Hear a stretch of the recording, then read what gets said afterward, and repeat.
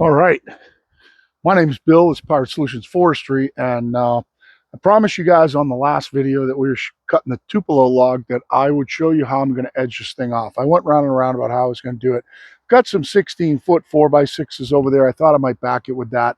However, I think I can just back it with the sawmill itself and use some 2x4 blocks to dog it down, and I'll show you why you need to do that. But I want to show you how I'm going to lay it out because it's going to be so close. I'm going to show you how I'm going to lay it out to do it so that I can get a board right out of the middle of this without having a nice straight line rip table that I can just set it at 14 inches with lasers coming out and line it up and rip it through like grown-ups like Robert Milton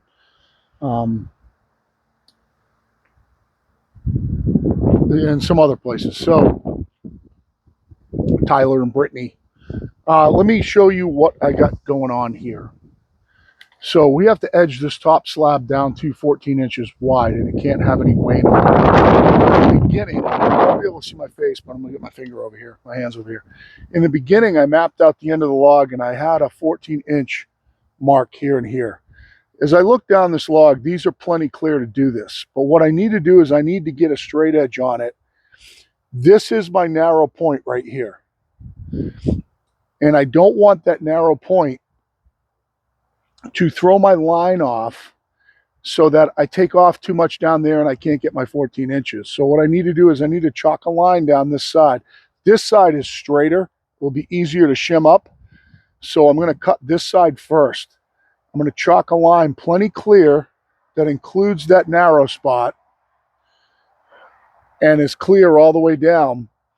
And then I'm going to put this up on the mill on that side, and we will shim it so that that blue chalk line is the same distance from the bunks all the way down. So then I can cut it, flip it over, cut the max on the other side, get myself a little over 14, because these two lines, I have plenty of wood. But I can't mess it up with the log leaning like this, or I could end up thin down the other end. So that's what I need to do. Now, I could take a center line. You could do a center line down the middle and measure to the center line or whatever. But what I'm going to do is I'm going to take myself out max out here with a chalk line, and then put that up on the mill, and we will measure to the chalk line to make my top cut. That is going to be plenty clear of where I need to be.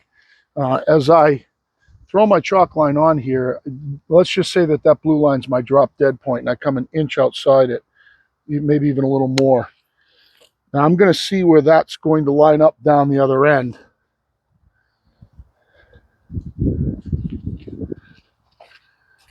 And see if this is going to clear the bark. What I don't want is I don't want this, what I have right now. I'm just clearing the bark there, but I'm 2 inches over here. Am I going to have enough from here to do the 14? It's still plenty clear right there. Still plenty clear. So I think I'm going to chalk it right here. This is a nice straight line too. Straight as far as the way it rides with the grain. I'm going to take this as my max. That's going to give me plenty here. I got 16 out there. After I chalk it, I'm just going to want to measure to that one. I see one little bowing right there. So this is just a guide to measure to. Now I can come down here and I can take what I think is my narrow spot, which I think might be right here. And it's still plenty clear. It's 15.25 there. 16 here. 15 at this narrow spot. So we want to cut this line. This line right here. Actually, that was over a little bit because I'm sitting here now. We have to get this line parallel to the log bunks. And then we want to cut that line off the top.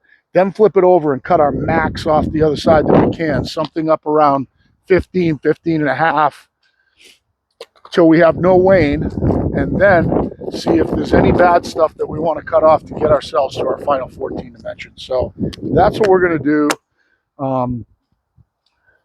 I am going to pause you guys really quick while I put this thing on the mill. I have to get it on the mill in the right orientation.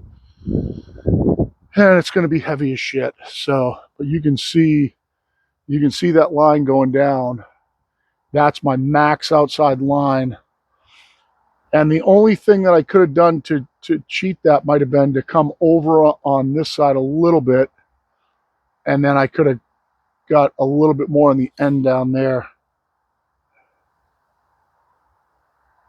But I'm really biting into getting close to that 14 mark. I want to stay away from that 14 mark. I've got a full inch clearance right there.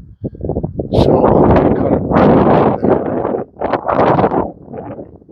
It looks like it's at a little bit of an angle just looking from down here. It's giving me the most wood though, like this. If I scoot that line over, I'm really, really getting close on that 14 mark. So that's what we're going to do. I'm going to pause you guys and we're going to get it set up, and then I'll bring you back and we'll show you where we're at. Okay, I'll take you through the process here. I've got it on the bunks and I've got it temporarily clamped in the middle. We're going to get some measurements to that line. We're going to see where we are and see how much we got to shim it. So right here to that line, I am 17 3/4. We're going to check the far end. You guys might or might not be able to see me here, but I am 17 here.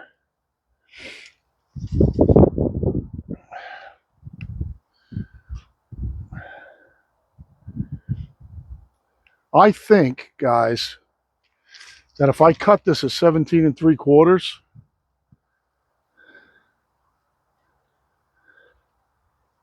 I think I'm okay. And I think that straightens that line out a little bit. I think I can cut it right where it is. I have a little bit more room there. I think I can cut it right where it is, and that cuts me out at the 17 3/4 down there, which is my low spot. So I think I can do this right here. I don't even think I need to shim that up. What I would do is I would shim that. I need to come up on that side like 3/4 of an inch to get that line at 17 3/4.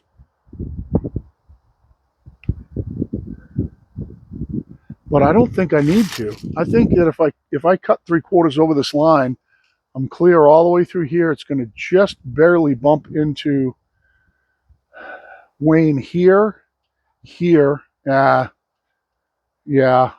So it needs to come up a little bit. 3/4, ½ inch. I got to find a piece of junk sitting around on the ground to bring it up just a little bit, which I have. I've got a shim right here. That's just about 5/8. So if I can get that up on this, we're perfect. So I'm going to slip this under that side. Then we'll dog it off, and then we can cut it and flip it over.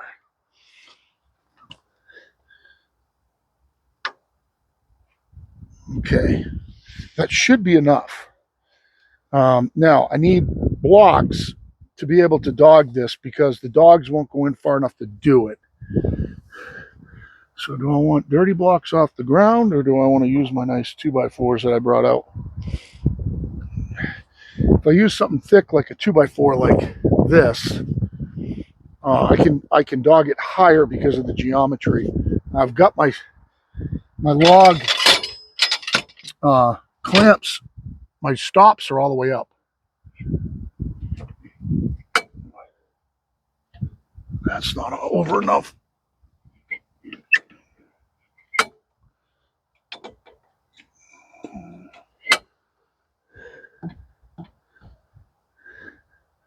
Might have to. It's going to go over a lot. It's leaning a little bit. I got to get it unleaning like that. So right now it's nice and square. When I get my other ones in there, I might have to just readjust that one in a minute. If these were a little shorter, it'd be easier, but it's what I had lying around, so.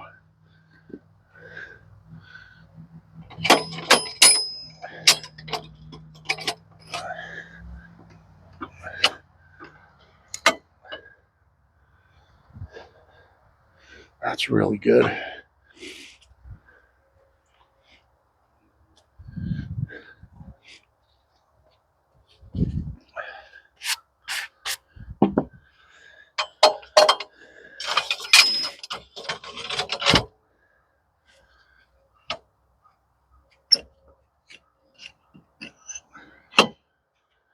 That's really good. Let's just adjust this one just a little bit. Hopefully we get just a little out of it. Okay, now we're going to double check where this line is now off the bunk, if I can get it on the bunk. I'm at 17 and a half now, just a little over 17 and a half. I'm going to cut this at 7. I'm going to double check it down there, but I think I'm going to cut it at 17 and 3/4. See if that's going to clear there. 17 and 3/4 is clear there. 17 and 3/4 perfect there. If I have to take a shave off it, I can do that second. So let's back you guys up, give you a little bit of a different view here while I'm working on it. What a beautiful slab. It's almost a shame it has to become boards. Get these out of the way of view. Try to make a 14-inch wide plank out of this. Hi, Danny. It's almost time for your sump, bud. So I'm going to come up to 17 and 3/4. That's my height to the bottom of the band off the bunks. And cut this off. And shut ourselves all the way down without pushing the thing out of the linear guide bearings. And let's cut it.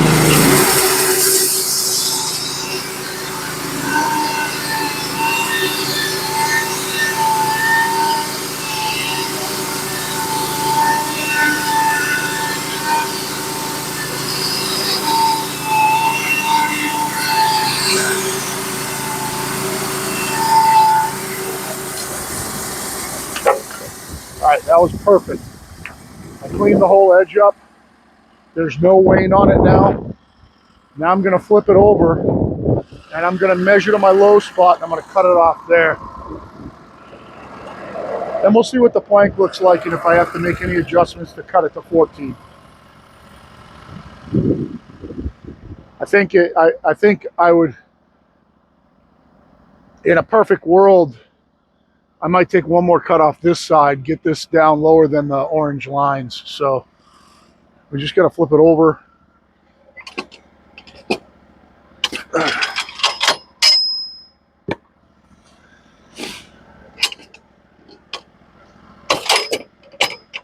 Oh my goodness. Got to pull your stops, your dogs way back so that this doesn't get stuck in them when it flops down.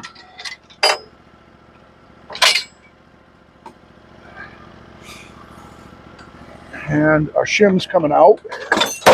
Flop down like that. We'll go back up against the guides. I'm actually just going to shove it over right now.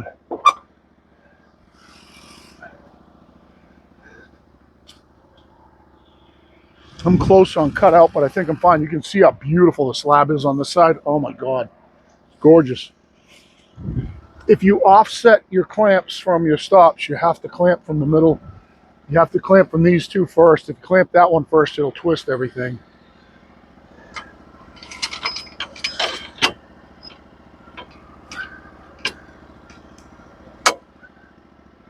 That's beautiful.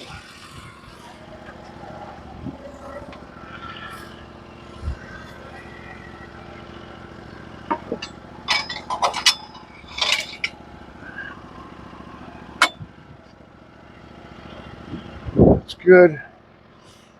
One more on it. We're good to go. It's one problem with these is they you have to offset them to even have a prayer clamp in a single flitch. Okay, nice. Now I'm going to take a measurement on the other side off my bunks to what I think is my lowest point. Let's try that one. There is 16 1/4.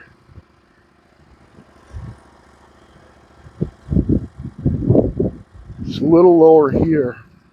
Oh, I can measure off the bottom. 15, 15, 15, 15. So I think it looks like a cut at 15 is clear. I'm going to cut it at 15 and then flip it over one final time. Cut it at 14 from the on the other side where we started to get rid of that orange line.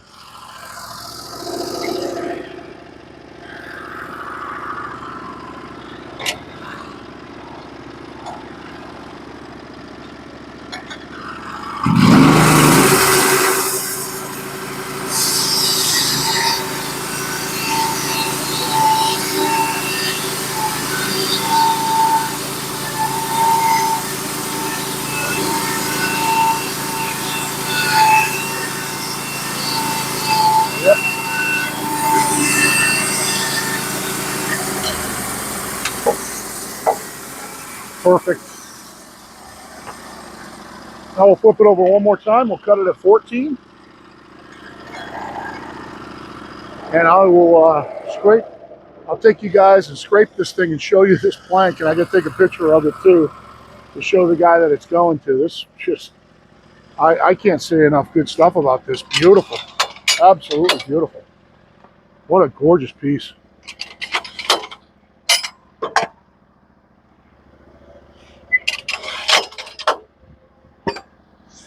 And the good part is that we took this from kind of right above the pith of the log. So in theory, we kind of have some good vertical grain on it on the sides to keep it from bowing.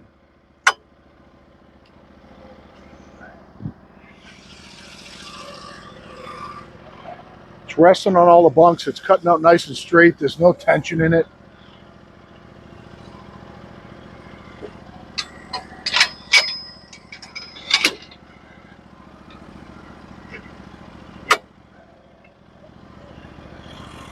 Yep, it's nice and flat.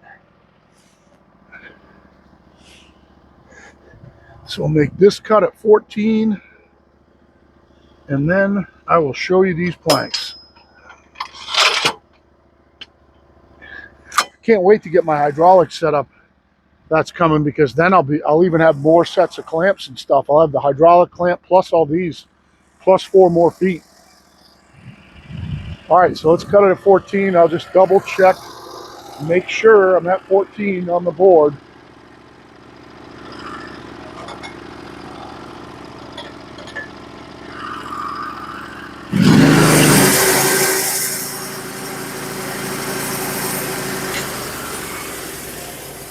I'm gonna measure up to that line, just make sure that is 14.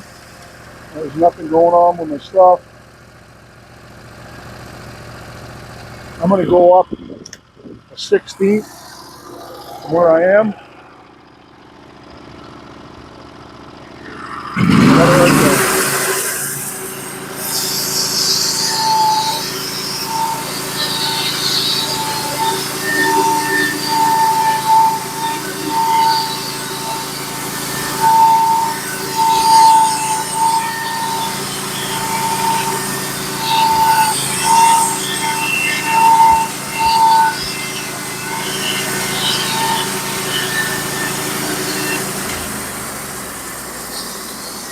That right there, boys and girls, is a beautiful ass friggin' piece of wood. I can put my mill away, end up taking my band off and blowing everything out, covering it up. This is probably going to be the majority of the cutting that I'm going to do. I do have an order for some black locust 4x4s and some oak and pine cribbing 8x8s by 18 inches long that I have to cut, but there's no rush on that. So I think I'm pretty much shutting down. Let's see the other side. This is going to be the bottom. Wow. Let me scrape this off. Get my stops dropped so you can see. Oh yeah. show you this slab. This slab is beautiful. Oh my goodness. No possible way I could be happier. This is gorgeous.